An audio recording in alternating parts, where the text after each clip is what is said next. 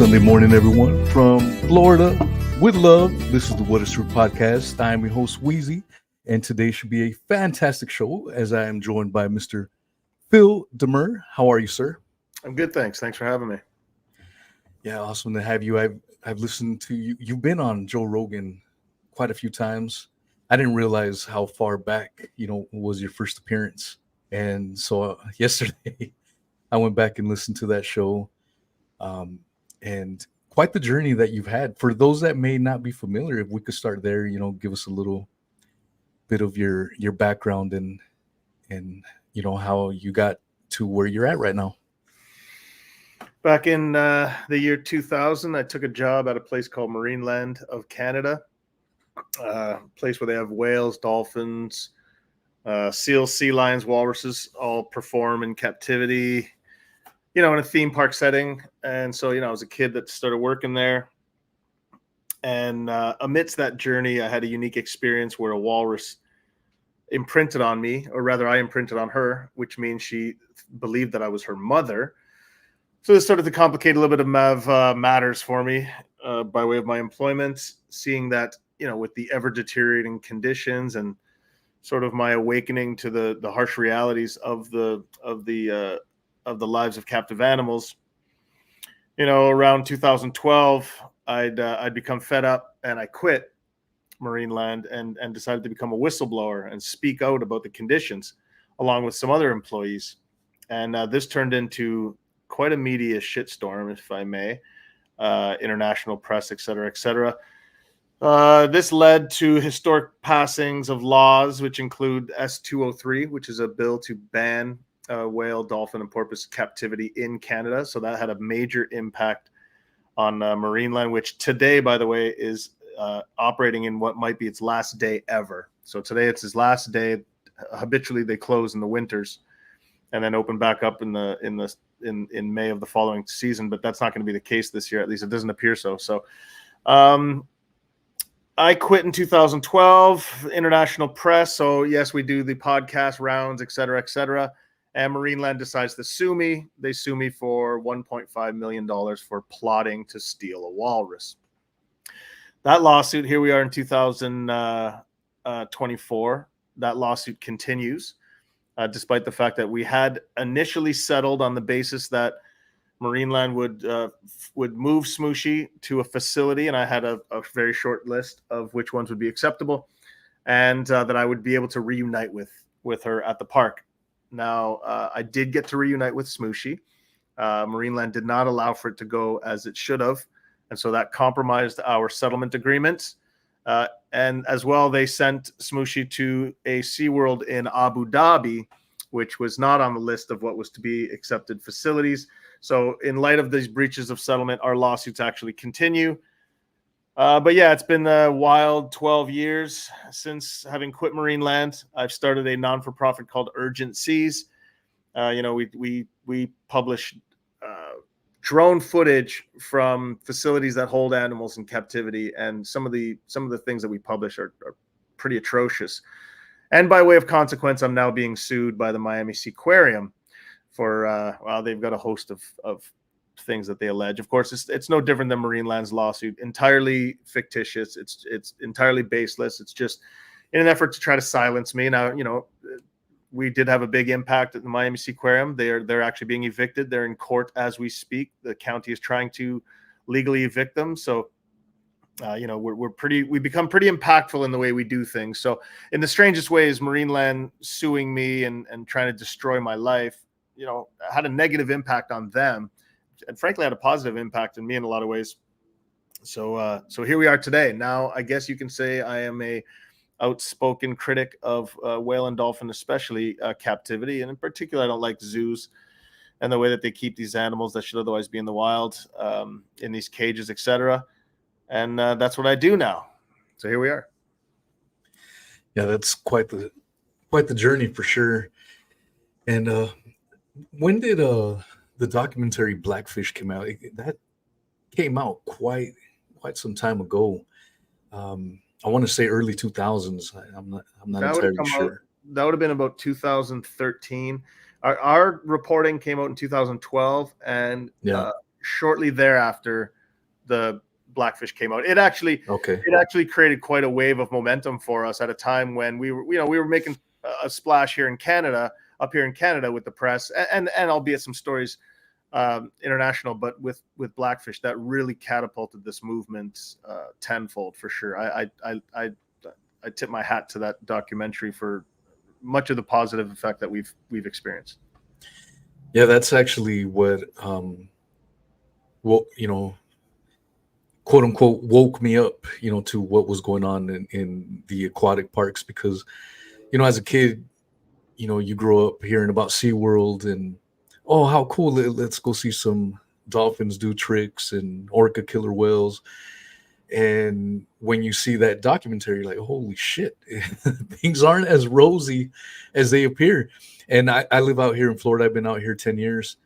And I can't remember the last time I went to SeaWorld.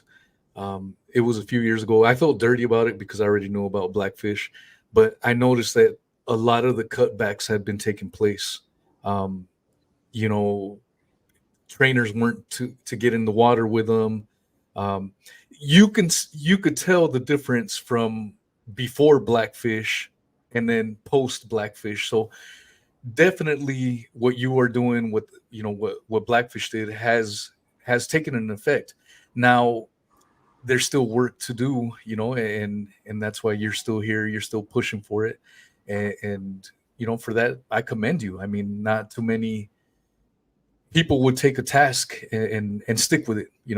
Some people, it's just like anything else. Some people would maybe try hard for a couple of months, year, and then give up.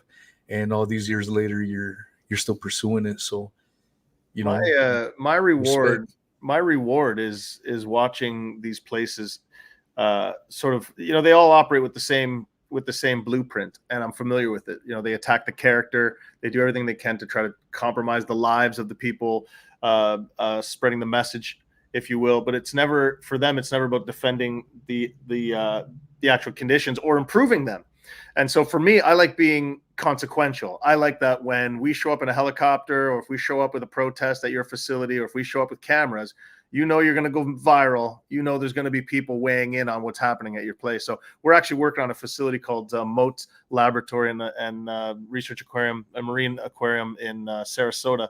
I'm in Sarasota, bro. As soon as you said Moat, I'm familiar with them. So, dude, you're gonna have to check out our videos. They've got a solitary manatee living at Moat right now, and it's really inexcusable. There's no reason for him to be isolated. He's a social animal. We saw this with Romeo and Juliet from the Miami Seaquarium, which our videos impacted a great deal of, and caused for them to be actually relocated because they had been living in solitary confinement in off sort of off public space tanks that we revealed with our footage. And so, we paid a visit to Moat last year, and they're scrambling. They're in a PR war now.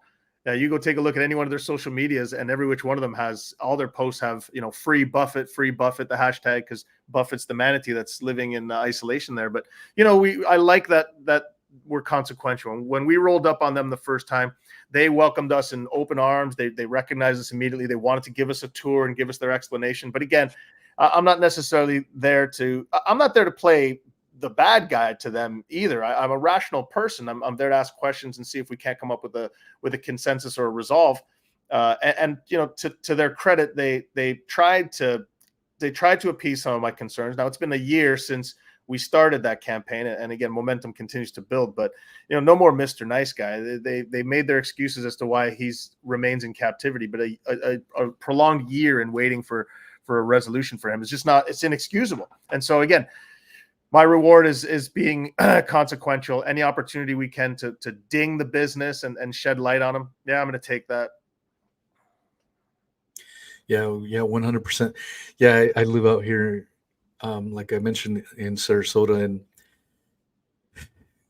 you're exposing a lot of the crap that's going on with aquatic parks and the corruption.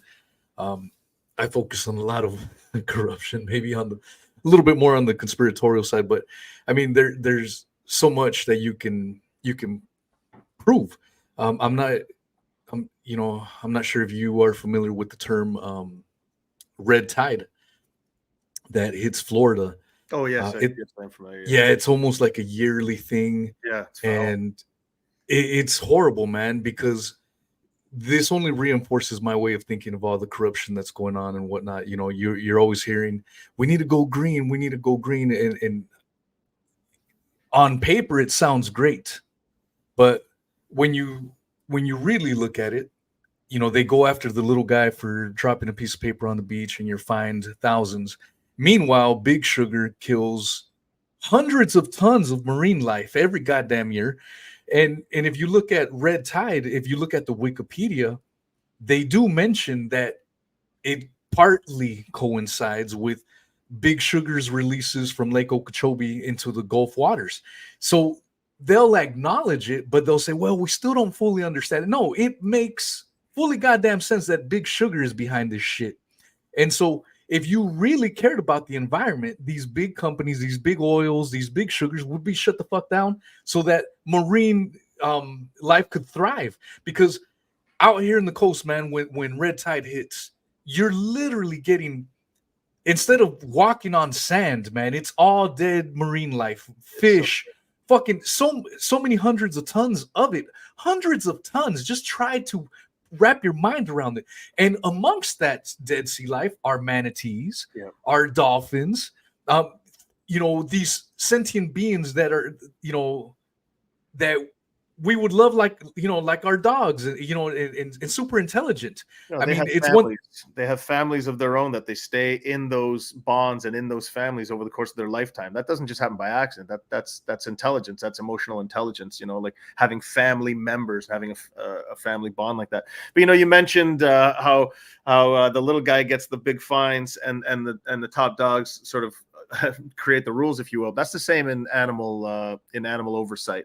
So you'll hear about the people who get their dogs taken away because they didn't have a bowl of water, and yet there's a place like SeaWorld who's got literally imprisoned whales swimming in circles, whereas they should otherwise be in the wilds, thriving and swimming for hundreds of miles a day. It's the same in animal oversight. These organizations typically are industry voices. They work with industry to help protect industry, to create the oversight, the guidelines. And at the end of the day, they're the ones making the rules against the little guy, but they're the one dictating the laws to the government. Essentially, there's no will. There's very often very little political will at the top to go after the top guys, but it's very easy at the bottom, and that's by design. Yeah. It's absolutely by design. But I stress it's the same in animal rights and especially animal oversight. And funny you mentioned red tide. Miami Seaquarium sits on what's known as the Biscayne Bay. That Biscayne Bay is notoriously polluted. It comes in as some of the foulest water. And, I don't want to be quoted, but that I saw recently, I read something to the effect of Miami Seaquarium having, because they actually use the water system, they drew the water out of the Biscayne Bay to provide the water for their animal life support systems for the dolphins and for what was once their last remaining orca, Lolita. They've been dumping the bad water in the bay. So, and it's also oddly recycling bad water for bad water. It just keeps coming in and getting worse. So yeah, the place like Miami Seaquarium will say, we promote conservation while they're simultaneously dumping pollutants into the Biscayne Bay, which is already a big enough problem. So it's the same old story, dude. That's the roles we play now in society, is to unveil the thinly veiled truth, where they're all trying to lie and use their PR, their PR reach via media, friendly corporate media, lawyers, etc. My job is to sort of cut through the shit and let people see things for what they are. And when I show you the things that are actually going on from the vantage points we get, again, I use the example of helicopters and drones. You can't unsee that. When you see that once, you're like, game over. Like, I'm done with SeaWorld. I'm done with Seaquarium. I'm done with Marineland. I'm done with you're done. And so that's my job. My job is to amplify the reality of those animals.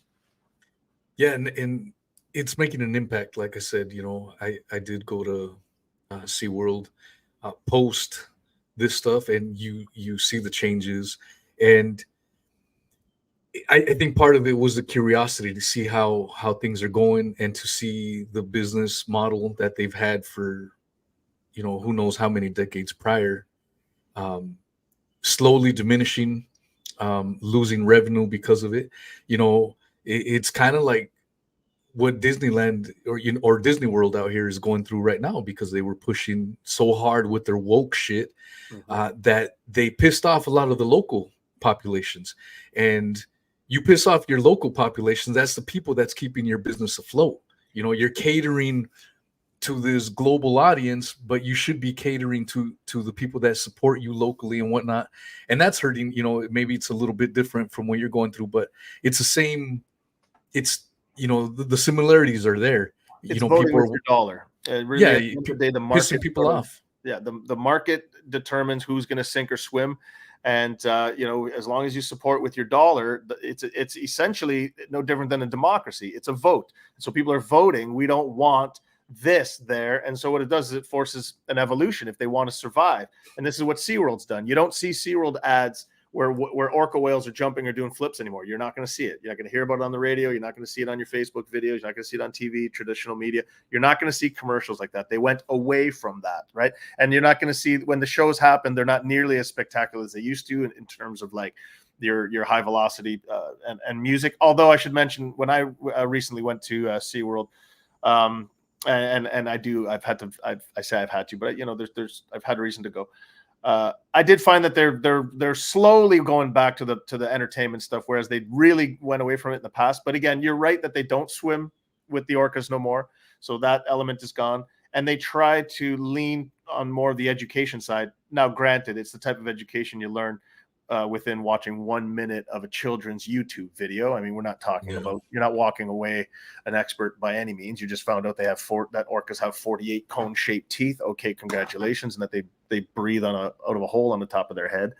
But this is they don't tell you why their dorsal fins are flopped over. No, they're not going to go there. They won't talk about that shit. It's interesting. They actually they preface the whole thing with this video of animals in the wild, and then they speak of how these ones here are those ambassadors. And yet there's such a stark contrast between watching the very videos they're showing of the animals they're proposing to conserve and to promote, and then at the same time they're doing all these atrocious behaviors. You're seeing clearly that the animals are being ultimately they're being rewarded with fish. And in any training setting, if your reward is fish, that's not training or reward. That's survival. What you've done now is you've told the animal, jump high, and you get fish. Don't jump so high, you get less fish. Don't jump, you get no fish. That's not, hey, here's the training language. That's, if you want to live, this is how you do it. So people see it. They see the flopped over dorsal fins. They see the fact that those animals are not in traditional family bonds. It's not typically your, father, mother, grandmother, and then a series. It's not that. It's sort of a I don't know what you call like a Frankenstein. It's all a bunch of different animals from different family lineage, which have different dialects, different languages as a whole. Different languages. Yeah, I mean, just for people that don't fully understand that, like, just imagine getting taken. We all have different cultures, but you're put in with some other folks from a whole different culture that do things completely different from what you've grown accustomed to. You don't understand what the hell they're talking about. And you're all shoved in this cage and you're all made to perform the same shit every goddamn day. There's going to be goddamn frictions. There's going to be a lot of shit ton of stress involved. And this is what a lot of people don't understand. I mean, they don't realize it. They don't realize they have a hard time relating to the animal, but you're doing a great job of exactly doing that. You're relating to it from a human perspective, and on the basis of our emotional intelligence, family bonds, etc., social bonds, we are greatly similar to your social animal structures, etc. And also bear in mind that they're typically territorial to an extent, so it's not always going to be the friendliest interactions with other tribes out there, if you will, in the wild. So when you go and you throw them all into a synthetic environment, entirely synthetic environment with a host of synthetic rules versus that of what their cultures and what they've only ever always known, man, that stress cannot be conveyed enough. You can't explain just how awful that would be. It's jail of the worst sort. Yeah, I've been fascinated with animals ever since I was a young kid. I'd watch the nature docs, Jane Goodall, Sir David Attenborough, although my feelings on him are a little different now that I'm a little older, as you learn a little bit more about some of these characters. Check. God, God, my faith in humanity is seriously eroded. It's so hard because you want to be trusting, but you find out, oh crap, this person was with this scumbag. Oh crap, this person is with that scumbag. Like And you what find the out that hell's the going on? media works hand in hand in trying to help in all these cases and shape Yeah, these figures as larger than life. narratives. And then you sort of find out that they say don't meet your heroes. There's a reason. Yeah, yeah. Don't put anyone on a pedestal. But I mean, I grew up really, really digging animal behavior. Sometimes I'll admit I'll watch some gory ass shit like hyenas and stuff. I'm just fascinated by the whole structure, everything about animals, man. The good, the bad, and the ugly. I guess you can say. And especially if you have a pet. A couple of weeks ago we lost our 18-year-old Pomeranian. We had a and that was super hard, man. Oh, I can't Um, imagine. Yeah. 18 years old. Yeah. That's a long goddamn time. A lot happens in 18 years. And so if anyone that's listening ever has a pet, you can totally understand when whatever pet you've had, they all have their unique personality, man. You can't general blanket say all these animals. I've had chickens that we raised as not as meat birds. We raised them as pets that gave us eggs. And we had one particular chicken that had her own personality. She would come in the house and chill with the Pomeranian, hang out with them. Just her own, the other chickens were more skittish, kind of did their own thing. But this particular one would come up, would love to get pet, hang out with the dog. And once you realize that animals do indeed have their own personalities, that should make you appreciate them even more, and be a bigger voice for them because they have no voice. Um, and the little that we know about dolphins or the I guess orcas fall into that same, they're the biggest versions of dolphins. They have this complex structure. I mean, you have the dolphins in the Antarctic having hunting way zoned into, flip over seals, using teamwork to flip over seals. You have the ones down south in Argentina that will almost breach themselves to get seals. So they've adapted their own cultures. They have specific diets, that, again, put yourself as a human that you grew up eating Mexican food and now you're forced to eat some other culture food. It might be good, but you didn't grow up with it, so you're probably not gonna enjoy it. You know what I'm saying? And so, going back to these animals, just all kidnapped, for lack of a better term, and made and forced to perform and live with these, um, other animals that may share completely different diets, completely different cultures. It's really a fucked up spot to be put in, especially when I know we're not supposed to. What is it? Animal. Anthropomorphized. Yeah, I know doing that too much is bad, but you have to an extent to try to understand, and especially for the people that don't fully empathize or understand what's going on. Uh, what are your thoughts on I did have a the awesome Missy, she wanted me to ask you, what are your thoughts on dolphins breaching in the wild? I know from what I understand, it's not fully understood why they do it. Some people say that they are indeed intelligent. Maybe it could be a form of suicide, because some have gotten pulled out of breaching and then they just go back to the damn same spot.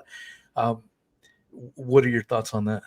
Yeah, I can only offer the same more questions than answers as anyone else on that one, because you just nailed it. When those animals get freed, they re-beach themselves. So it's weird. There was just something that happened recently where again, I don't want to be misquoted, but it's certainly something you could research. But a bunch of pilot whales, they all congregated together for like an hour in advance of, and they were all in this weird formation. And then thereafter, they went and beached themselves. So it seems to be like a collective. Was that like a Heaven's Gate? Yeah, pod. well, I don't know what conversation they were having in advance of this, but it's again, there's something to it that you're fighting against nature. You're fighting against something that's beyond our understanding, or rather beyond our ability to rationalize. We can't make sense of it, right? So again, I can't make sense of that. I don't know. I'm not an expert in that, outside of just stressing that when an animal has a natural tendency or an instinct, it's virtually impossible to break. It's not something you can get in the way of. It's not something you can rationalize or negotiate with, sadly. So yeah, you're forced to see things you can't rationalize or make sense of, and despite your best effort to even stop, it ends in these crazy tragedies. It's wild. It's such a crazy thing. Yeah, it's I'm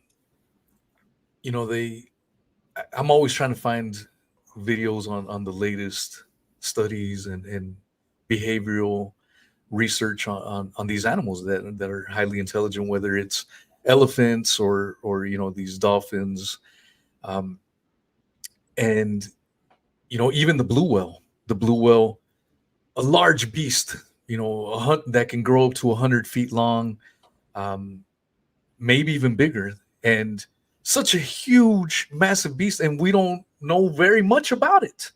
And I'm just fascinated with just animals in particular. And people for the longest time said it was brain size that dictated intelligence. Now they're saying that's not necessarily true, because you have small little brain sized animals like ravens or the crows, fucking intelligent as hell, man. They can figure out, they can problem solve. They fuck around with other animals. I saw some crows instigating a fight with some cats, just for shits and giggles. And they have tiny little bird brains, and then you have giant brains of whales. And so this whole intelligence thing, in regards to brain mass and whatever, it doesn't really hold up. I um, think I I mean, the think the animal world is truly fascinating. think where scientists are now heading with that is it has less to do with brain size than the relative brain size to body mass. And so in that case, you look at an ant, and all of a sudden an ant's, or in your example of a bird, a bird doesn't weigh a lot, so its brain actually constitutes the heaviest. Don't quote me, probably the heaviest organ in its Mm. body. And if you look at it relative speaking, now you're talking about a brain processor that's significantly larger than that of what a relative brain size to a human or a whale necessarily. So it might not necessarily be brain mass, for instance, like throwing a brain on a scale and saying, well, this one's heavier, so it must be more intelligent. I think it moreover has to do with, breaking the illusion, or rather the what's been force fed to us for so long, that animals are, this that they're somehow stupid. As soon as you start to, again, you've been delving of late in crows messing things up, doing math, solving complex problems, and the more you start to really look at them and try to relate to them, you start to wonder if their intelligence inside. I always put myself in a perspective of, like, if I were born tomorrow a bird, and I was limited in my ability to communicate, if I was screaming out messages in a semi-conscious, trying to alert humans of anything, what would it sound like? And it sounds like birds. It's like, okay, so they're communicating. There's bond, there's fear, there's anger, there's rage, there's instinct. There's protecting loved ones. There's all of that. It's like, shit. All of a sudden, you've just eliminated 90% of what we used to consider our differences. Yeah, yeah, man. Animals are super fascinating. I mean, for the longest time, um, I even thought, living out here in Florida, I thought alligators and crocodiles were just mindless killers.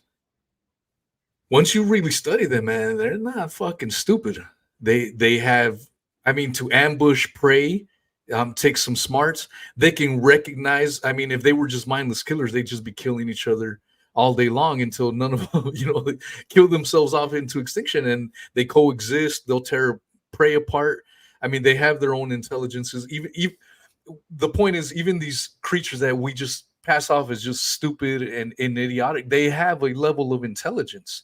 Um, and I believe all creatures do. Shit, even a goddamn roach gets into your home, and it'll be chilling. As soon as it sees you, what does it do? It tries to get the hell away. It tries to survive in its own manner. So even the smallest of creatures, um, you know, there's something to be said. And so now that I'm older, I respect that. I I I feel all life is precious. It doesn't matter. It's not just us humans; it's these creatures that we need to protect as well. And like I said before, if we don't speak for them, they can't speak for themselves. And so it's imperative that we do what we can, and what you are doing, with your foundation. And you did do a documentary yourself too, right? Uh, I was followed around for 3 years by a crew, and I didn't write the documentary. I was okay. they followed You me were in around. it. Yeah, Walrus and the Whistleblower. It's a Okay. great documentary. Frankly, it's the shame of it was that it came out in literally March of 2020, or at least it was supposed to. It was supposed to come out by way of all the documentary festivals, et cetera, et cetera. But COVID came, so it all absolutely hit a wall, and Mm, so it did its rounds, but largely it didn't get the views we would have liked to have seen. So nonetheless, but it's available on I don't even know where it is anymore. I think it's on Amazon. Amazon. Yeah, Yeah. something called Tubi, maybe. It's in a bunch of different places.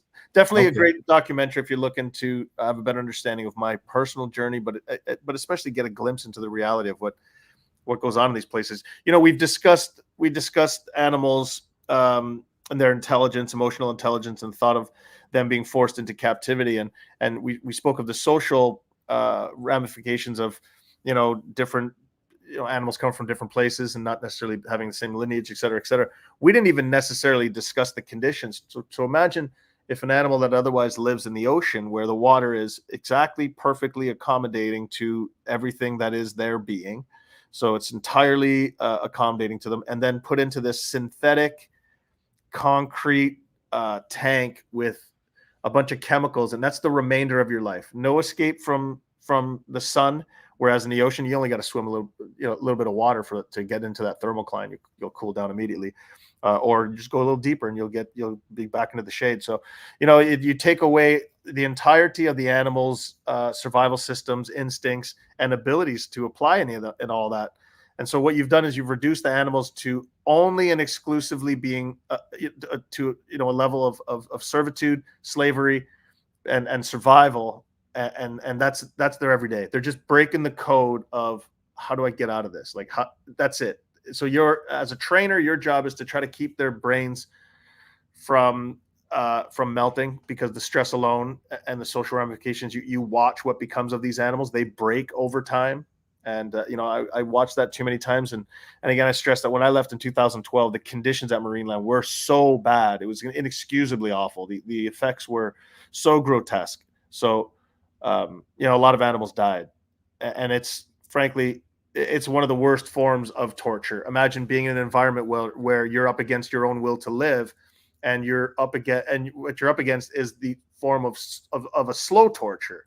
They're not killing you quickly. They're starving you, they're drugging you, the effects of the water and the chemicals, the effects on the auditory system, social ramifications of unnatural social structures, etc. All these things very slowly take their toll, and eventually, you can't live anymore. Another thing that we also failed to sort of touch on, and this is what I think to be the worst form of torture, is when we take these social animals and you put them in isolation. And so we touched on Buffett the manatee, who's at Moat Aquarium, but notoriously, Miami Seaquarium had a orca named Lolita. That was her stage name. Her name was Tokate. She passed away a little over a year ago. She was in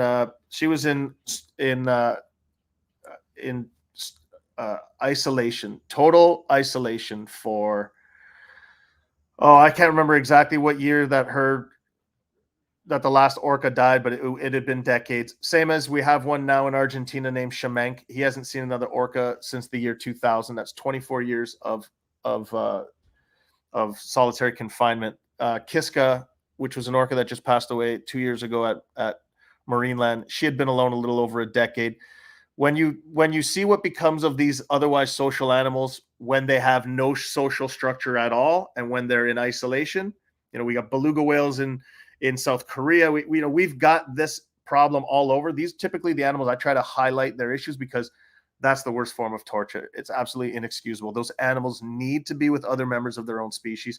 They need bonds, even if it be to fight. So we talk about the torture of animals being put in unnatural social structures, but there's nothing more unnatural than an animal being in solitary confinement, a social animal. So whales, manatees, sea lions, pinnipeds, a host of all of them. So that I typically try to give those animals a voice. Those are the ones that they make the worst excuses for. Those are the ones that they try to greenwash, and they try to give you all the.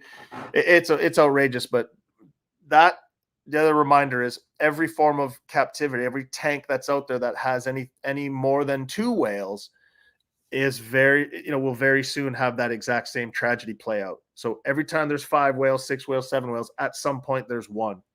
And unless we address the issue of captivity, which people will say, well, it's better off for there to be more animals. No, you're perpetuating their own personal worst nightmares and perpetuating that of the entirety of their natural being and species. So no, there's no excuses. The answer to all of this is to eradicate whale and dolphin captivity. I tend to lean towards marine mammal captivity. I say this because that's where my voice is more prominent. I don't want to be that guy who talks about all the animals all the time, because what happens is you sort of dilute a very specific issue. So I try to highlight and keep focus on the captivity of whales and dolphins. But for the most part, I'm trying to highlight just how atrocious their confinement is when they're in social isolation. It's the worst form of torture ever. Yeah, I mean that's what they were doing with Tillicum, the orca down in Orlando, that apparently had been involved in 3 human deaths.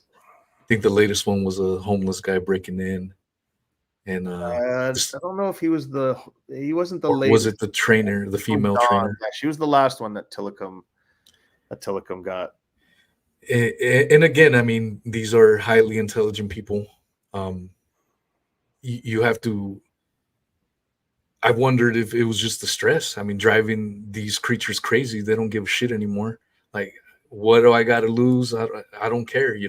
This is their form of communication and to address a static environment. Remember, their tank has exactly 0 stimulation. It doesn't change. If something falls in the water, that's the most exciting thing that's happened to them over the course of too long a period of time. And so any introduction of a new stimulus to a static environment, the whales are going to pay a particular careful attention to. If all of a sudden, it's a human, you're subject to whatever becomes of that particular whale's frustration and or curiosity, and both can end in disaster. Because at the end of the day, just because a whale kills something doesn't mean its intentions are bad despite our interpretation of it. That's a natural thing for a whale, not to kill a human necessarily. I'm not trying to rationalize, but again, we're trying to rationalize, and then people will suddenly be like, oh well, that's a bad whale, or that's that whale. It's like, no, this is a circumstance of and a consequence of captivity and nothing else. This is our fault. Yeah, I mean, I guess if we were to anthropomorphize it, it's like you take a kid living, in a broken household, nothing but drugs, nothing but shit. I mean, are we all expecting that kid to become a rocket scientist, Nobel Peace Prizer? I mean, unfortunately, and this is sad for the child as well, and that's why things need to improve from that level on up. That kid is probably going to grow up, having lots of problems, lots of mental problems. And so when you have a Tillicum that's just made, was born into this shit, raised in this shit all his life. We don't know the amount of stressors that's gone. So like you said, a stimulus coming in here. And so again, this creature, I'm with you. Maybe we're putting too much emotional, connections, but it is super interesting when you hear the thing about, wild orcas never killing humans in the wild. Um, and so a lot of these deaths only come in captivity. Why is that? These are the questions that the average Joe needs to ask. The other question is, if you're still going to these marine parks or aquatic parks, why is it that these creatures have these dorsal fins that are just flopped over, and you never see that shit in the wild? You could watch all the orca videos you want of the these guys in the wild, out in the open, free, living their dolphin ways, and you never see that. The only time you ever see it is in these goddamn aquariums. Um, It's consistent throughout all the whales in yeah, the aquariums, but in some cases you do actually see it in the wild, but it's not. That's a circumstance of the fact that the animals are not able to swim as far as they habitually would, and with the weight and pressure of the water keeping that dorsal fin erect from them swimming at depths. If they're just resting at top, it's just cartilage. It's like having a big ear on your back or on top of your head. At some point, it's going to bend. So there are some. It's typically rare, but there are some cases in the wild where you will see a little bit of that. But in all of the whales in captivity, that's it, and it's from surface resting. And I want to make another point about Tilikum.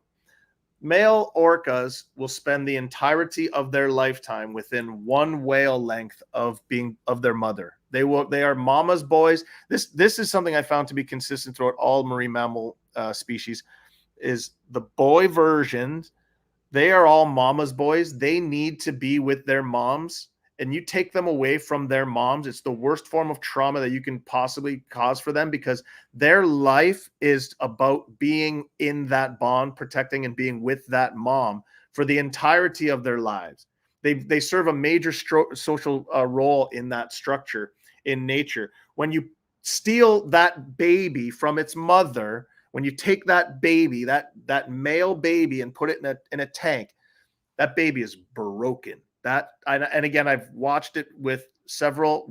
I've worked with male orcas. Candu was, he was so docile. He was eager to please, but he was broken. He was just absolutely broken. And whatever zest he would have had for life was gone. And that is, again, consistent with all.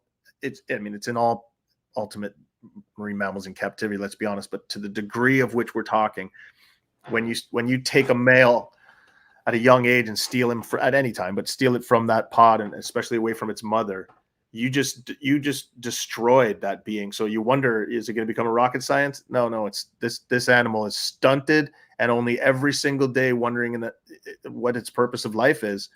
And not in that capacity. It's not having a running, recurring thoughts in the English language, but it knows it as a mother. It remembers its capture. It's stunted from it. It's got PTSD. And then you come over with tap the water and want to give it fish and think it's going to approach you with a smile all day. It wears. yeah, I can definitely see that. I did want to ask you.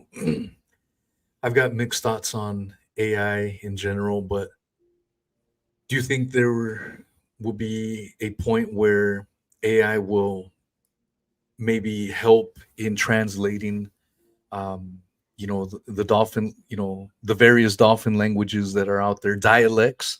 That's the thing people don't understand. Orcas have different dialects. It goes back to different cultures, different regions.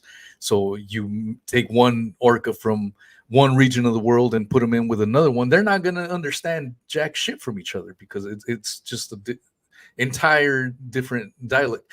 So do you feel AI could be something that could maybe help bridge that understanding?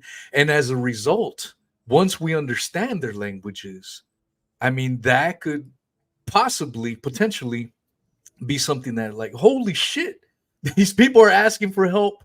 These people, or not people, these whales are communicating with. Now we know what they're really thinking. We have it here in front of us. What are your thoughts on that?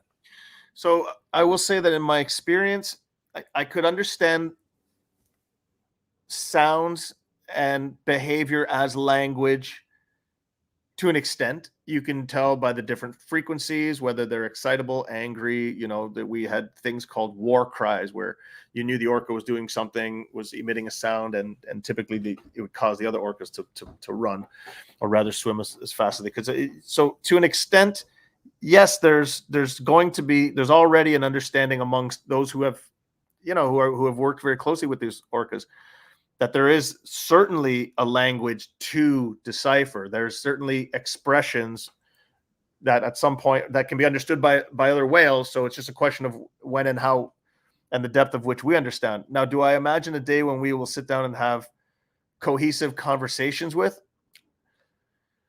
I struggle to imagine that outside of an understanding of a broader sentiment, that we will be able to break things into words necessarily. You know what I mean? Like, I just don't know that we'll understand when something means, we'll understand the sentiment, we'll get a grasp, but I don't know that we'll ever, again, sit down and have some types of, because frankly, if it ever does get to that,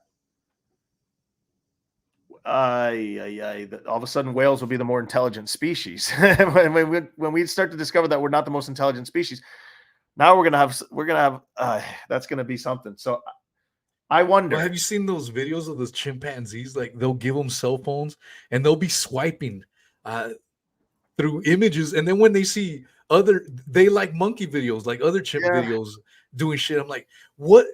And you don't. I mean, they're not talking, but at least for me, you know, I'm like, what is going through this chimp's mind? He's swiping through the shit. Okay, I don't like this. I don't like this video. I'm not interested in this. I'm not interested. Just like us humans, we'll swipe through shit. And then when we find something, oh, I might be interested in here, and I'm gonna leave it here and let it roll out. I just wonder. And you know, from what I understand, it sounds like whales and dolphins are even a lot smarter than chimps. You know, a lot of people will say that. So again, I stress that it seems to me that captive animals, if there's one thing that they're adept at, it's breaking codes. It's trying to, again, I stress that for their every day is breaking the code of trying to get out. We just had an orangutan escape from Toronto Zoo 3 days ago. That's what orangutans will do all day. They're going to do what they can to break the code. So you give them a phone. Again, it's just stimulus. It's visual stimulus. They start to play. They start to do this with their finger. They learn that something moves. There's a stimulation happening. There's a reward system. They see something that they can relate to, members of their own species. The curiosity increases. Dopamine increases. Their attention increases. You know, yeah. So there's obviously, we know that it's hitting something in there. But again, I stress, give animals in captivity a code to break, and they won't stop until it's broken, or until they give up, and that's when the animal itself is broken, right? Yeah, that makes a lot of sense. Now, I I do go down many other rabbit holes. One of my personal favorite rabbit holes is the whole moon landings. I don't know how you feel about that. You don't have to go there if you don't want to. But the reason I'm bringing that up is, I've had astrophysicists and super intellectuals on the moon landings debunking it as complete nonsense. But the reason I'm bringing that up right now is, one thing you hear often is that you hear the claim that we know more about space than we know about our own oceans. And I don't believe that man never made it to the moon. So that to me even resonates even harder. I'm like, holy shit. We don't have the capabilities to get man to the moon 60 years later after the first claim, extraordinary claim. And you're telling me that we know more about that than our oceans. That means we don't know jack shit about our own backyard. You know what I'm saying? We don't have these deep sea vehicles. I mean, we could apparently make it 60 years ago to the moon, but we don't have anything today that could even get us to the deepest depths of the ocean. When I hear that, like I said, it's extra poignant, for me personally. What are your thoughts on that, man? I mean, if when you think and you understand that the ocean is truly vast and it's huge and we don't know anything, and you see these oil rigs polluting the shit out of it without repercussions. We touched on red tide. We see these Japanese fisheries to this fucking day killing whales, these super intelligent beings, and they're allowed to do it in their regions of the world. That's fucking criminal as hell, man. And more needs to be done and talked about. And it's almost like other subjects where if you start talking about, well, that's just racism. No, it's not. I'm talking on behalf of these sentient creatures. You know what I'm saying? It needs to be brought up. The light needs to be continuously shined upon, because otherwise we'll never do anything about it. What are your thoughts in general, on any of these points that I brought up? So humans, it seems, our intelligence, at least I would say the majority of, especially in large, because herd mentality that's a hell of a thing to break from. It seems our intelligence becomes less interesting when there's less for us to benefit from. So if exploring the ocean discovered fish and whales and some other things, and then we started to pull them out and we realized the benefit, and then we started to put them in tanks and have them jump around for money and et cetera, it's almost as if our intelligence sort of stopped there. It sort of stopped to the point where we just started to enjoy the benefits of the little that we learned.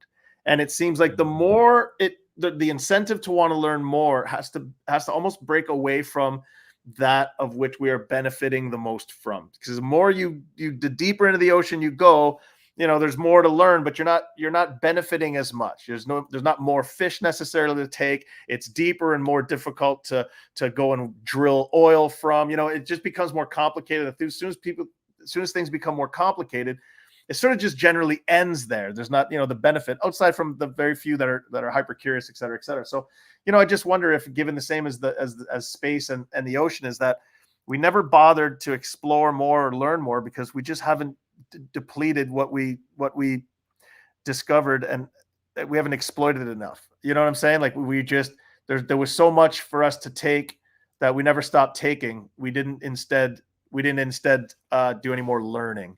So I don't know about, maybe when it comes to space travel, maybe the greatest benefit was to keep it at a certain height for commercial benefit, and then all interest got into commercial flights and nothing more, because there wasn't a lot of money to be made. There was a time when it was a race to be the first on the moon because there was a benefit. It was like, hey, we can say we did it, and so there was a benefit to it. But now there's, where are the benefits exactly? And until there's a big diamond in the sky that we know we can go and extract from, there's just, you wonder how much people are interested or care to actually go there. And I can say the same for the ocean. Like, there's just so few people that want to go and learn more. And the other thing is, very often we're made to not learn more because maybe some people who have learned more don't want us to know more. So it's best if you keep your population stupid.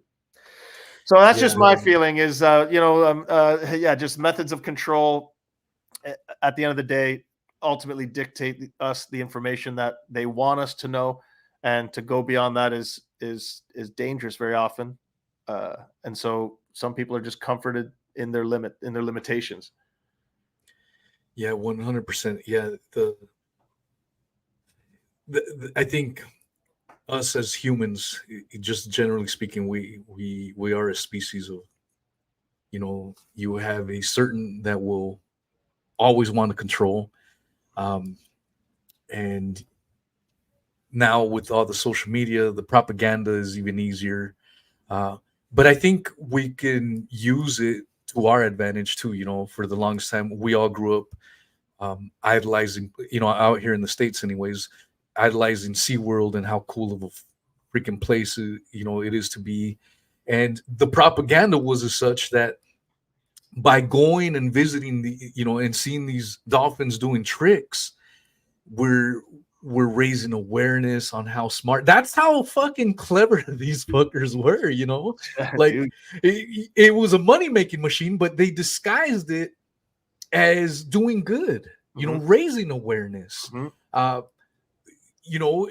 what was hidden from us for all these decades, if you will, was How do they get these goddamn wells to begin with? What are the conditions they're raised in? What does living in basically bleachy water, chlorine water, Nailed it, dude. 24/7, what does this do to them? Why Yeah. are their dorsal fins flopped over? But it was always under the guises, we're raising awareness, you're supporting, we're teamed up with the Wildlife Foundation and all this bullshit. All these foundations that quote unquote do good shit, and it's all Dude. nonsense, man. And so this is why I'm a huge government skeptic, and I'm a skeptic to it all. I mean, you even see that in politics. You hear, I hear foundations from these politicians, whether it's the Clinton Foundation or other foundations, or this billionaire was involved in philanthropic activities, and then it's all black arts bullshit that they're really engaged in. I'm a skeptic to it all, man. There's so much propaganda, and we need to cut through it. And I think what you're doing is helping a lot. You're being that voice that you've stuck with this for so many years.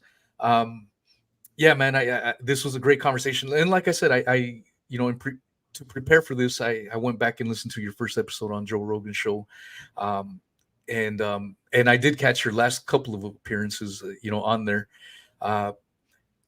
For Joe to give you that platform, and put you on the map, it's freaking awesome. And I've heard you being grateful for that, Super because grateful. Without yeah, Joe, I stress it. Without Joe, I'd be fucked. And it's not even necessarily exclusively from the financial perspective, because yes, there was a benefit to going to his show because I was able to raise monies for my legal bills. In the 12 years and the multiple lawsuits that I've had now, I have to guess, because I don't know with absolute certainty, but I'm guessing I'm rounding almost $1 million in legal bills between the multiples of lawsuits. And, so the reality is that a lot of the lawyers gave me a discount. Like a lot of, it's never free, but there's a major discounts in there. But wipe that out and turn me into a regular Joe Blow. And yeah, I've got $1 million in legal bills. This would have been virtually impossible to continue with. So the benefit of having been with Joe's friendship, Joe was always super generous to me. We went to dinner on a number of occasions. He always gave me incredible tickets to multiples of UFCs, and anytime he was in town, I'd get shows or tickets to the club, et cetera, et cetera. But these types of things to other people might not seem like much, or might, but to me at the time, when I felt so alone in the world and up against so much, to have this guy just to be so empathetic and so generous, yeah, and then to give me essentially his platform in that capacity was, well, here we are today. It changed the world. It changed me, but it certainly changed the world. But as far as gratitude goes, man, do I love that man. Absolutely. What a brilliant and beautiful man. I wish people understood him more, because he very often comes across, and people are just by default, extremely judgmental and biased, et cetera, et cetera. But Joe's a special man. He's done a lot for this planet. And he's got a loyal soldier in me. When they tried to silence him, I brought the teeth out, man. But listen, when you meet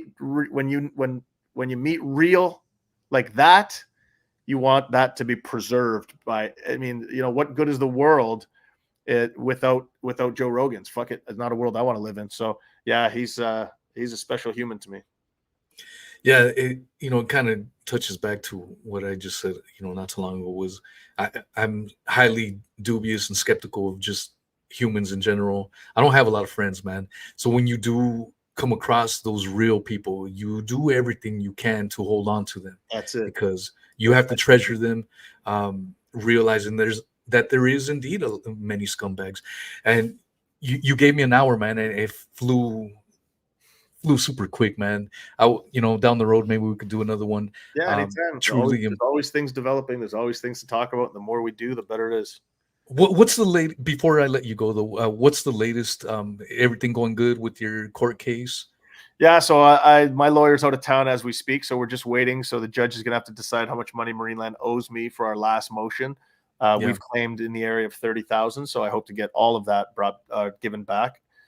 which means we proceed. So that trial should continue. We'll see where that goes, but they'll know that in the coming weeks. Maybe, these things are slow as molasses. Miami Seaquarium, their eviction lawsuit has just gone to mediation, so we find out hopefully how soon they get ultimately evicted, and so they'll be an institution no more. Marineland, today is their last day in operation. It's expected that they'll never open again. So reducing Marineland and the Seaquarium to dust, those were big objectives, and those are my big trophies, man. So waiting on sort of how that ends. Just yesterday, there's a beluga whale that had formerly been Russian military trained, who was discovered in 2019, named Valdemir, and he had straps that said St. Petersburg, Russia on it, and he had a camera strapped to him. They found him up in Norway and Iceland, sort of swimming in between, but he was on his own. And there was organizations out there that were wanting to move him to get him back to join with other species, members of the species. Others were advocating that he needs to stay where he was. But he lived for about 5 years, and 2 days ago he was in great shape, looked beautiful, healthy, et cetera, et cetera. And yesterday they found him dead. Oh, and no! Yeah, so we're still awaiting the necropsy report on that. I hate to suspect something non-natural, but it's plausible and even likely. So and it's a shame because Valdemir was a hell of a tale, hell of a story.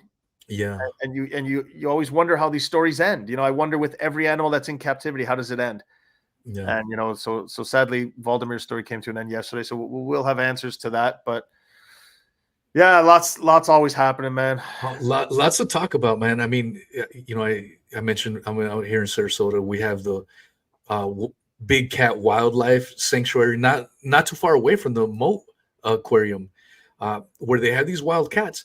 And I've been in garbage, and I used to do these, dump the dumpsters at Costco, and when Costco would dump, their expired hams or meats, you would see the wildlife truck pick up the expired ham. This is what they're feeding these wild ass cats.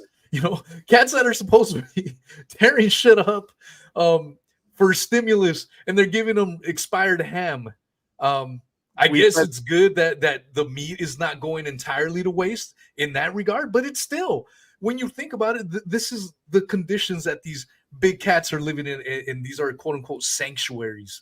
It's a joke. That's consistent across all zoos. I worked, oddly, after I quit Marineland and didn't know what the fuck I was going to do. I worked at a grocery store briefly, and one of my jobs was to load some of the expired fruits and produce onto a fucking Marineland truck. I didn't even realize until they said, "Oh, that's going to Marineland." I'm like, "Are you fucking kidding me?"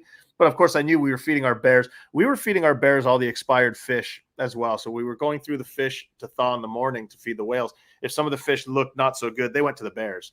We just had bear buckets. So, it gives you a perspective of, there's a hierarchy of who gets the best fish and the worst at zoos. And that's why they have bears necessarily, because, here's something people will pay to come see, and we can feed them our trash. And it serves a couple problems.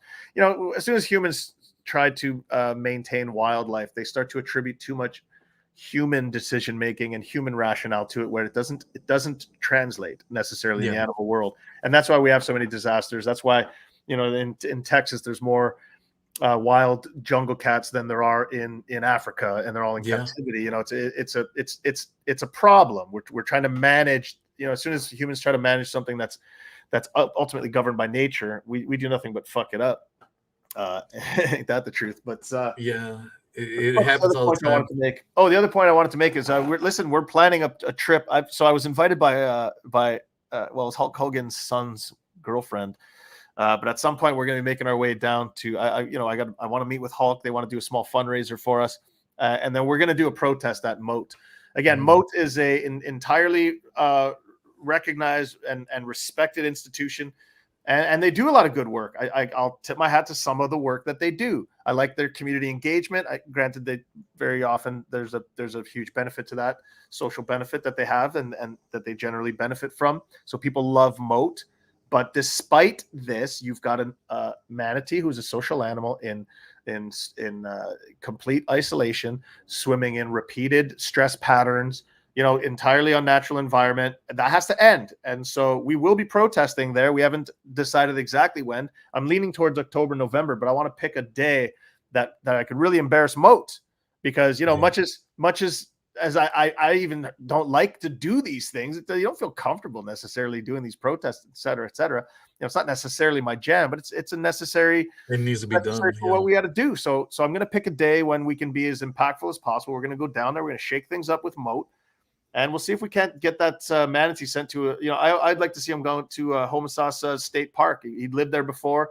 It's a natural body of water. There are some manatees that remain in human care there, but there's also wild manatees that come in and out of the area. So it's best suited for manatees. Frankly, it's not concrete tanks. It's not gawking kids smashing on the glass. So we'll be in Sarasota soon enough, and I'll be sure to keep you posted. I follow you on Twitter. When you post on there, I'll definitely try to see if I can link up with you guys. Yeah, man. I'd love to do that, man. I live minutes away from the beach myself, out here in Venice, and I've had many encounters with wild manatees. Cool as fuck, man. So cool. They're giant beasts, and goddamn, they can swim for being that goddamn massive. Oh, yeah, when that I've seen them fucking cruising, water, man. Dude. Yeah, I had one where my son was just chilling at the edge of the water, and I just seen this big ass mass, and my fucking heart dropped. I'm like, what the fuck, dude? It's a shark. Turned out it was a fucking manatee just wanting to hang out. Like, oh amazing. Man, that's cool as shit. And yeah, man. I mean, we need to respect wildlife. If anyone could get anything from this show, just be more active, man. If that means you can only retweet or like Phil's shit on X or Instagram, wherever, do that. And that's the bare minimum we can do. Get the message out. Where can people find you, my man? So I'm a Walrus Whisperer on X. I am Walrus Whisperer with a little dash in between the two words, lowercase, on Instagram.